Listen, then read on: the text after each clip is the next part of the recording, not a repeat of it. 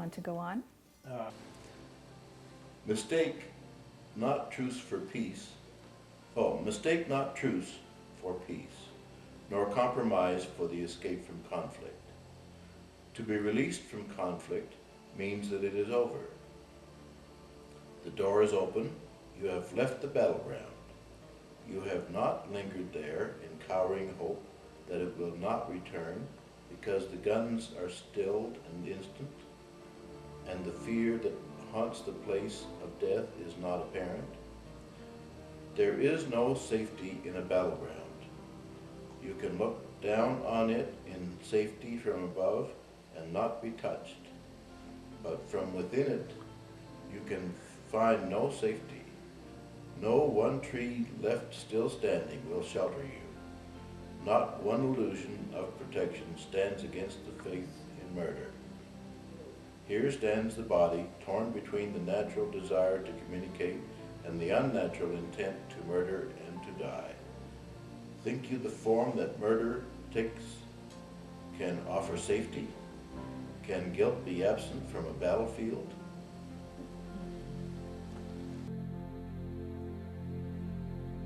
And so this battlefield is this whole identity where we think our peace comes from what other people do for us or something outside.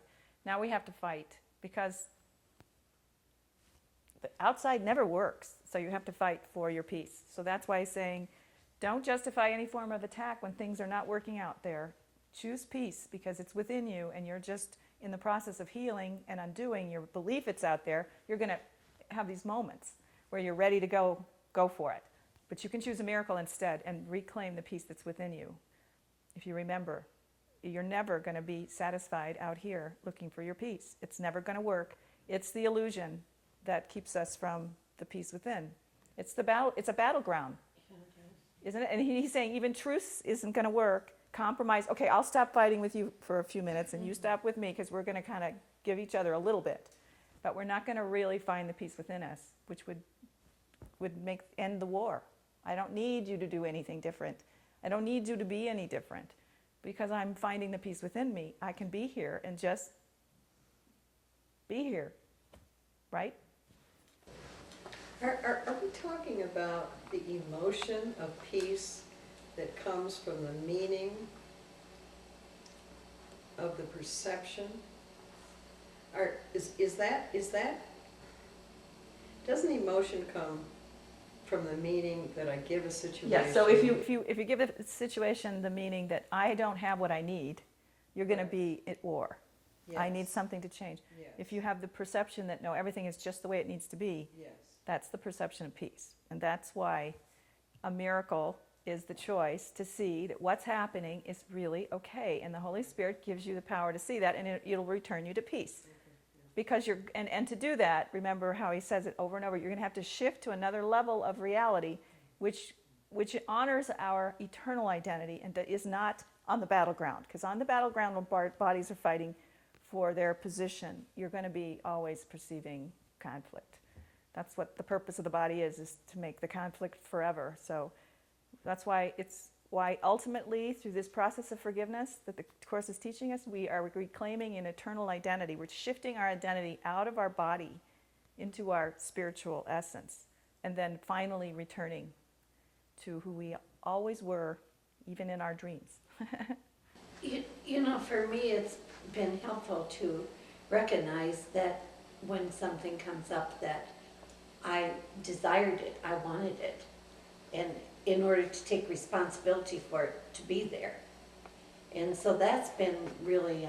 it's empowering. It is empowering. If you're at the subject of what other people are doing, you can't help but be frightened, but if you're in the middle of your own choices, if you don't like what the outcome is, you can change your mind, which is what the whole Course is saying. Don't ever let yourself believe you're a victim of circumstance, because you lose all your power to change everything. If you're never a victim of circumstance, your attack's never justified, the Holy Spirit's going to line you up with the perceptions that are set you free and empower you to do what you've always wanted to do, which what is that? Salvation's happiness. To be happy, to be at peace, to live your life free. So it made a lot of sense in my codependency recovery this guy wore a big button, and who was our instructor, and it said, "The truth will set you free, but first it will piss you off." And this certainly seems to have been true, but it does set you free. Yes. It does, You the know? freedom, the release. And then it doesn't The piss you release, off when yeah. you really understand it. No. But in the beginning, you it's- do, because it's like, wait a minute. Yeah. What do you mean I'm not a What do you victim? mean I wanted this and I desired it? Sure, I mean, Yeah, it's. what do you mean? Yeah, but I mean, I never really understood the button that much. Now And you now I do. understand the button. See, we're making progress. Yes, Every day, we're measurable making progress. progress. And the ego's always struggling to stay in the battleground. It is. It doesn't exist outside of it, so for its existence, it's got to keep the fight going, or, you know, pooey, puff, the magic dragon has disappeared. Okay.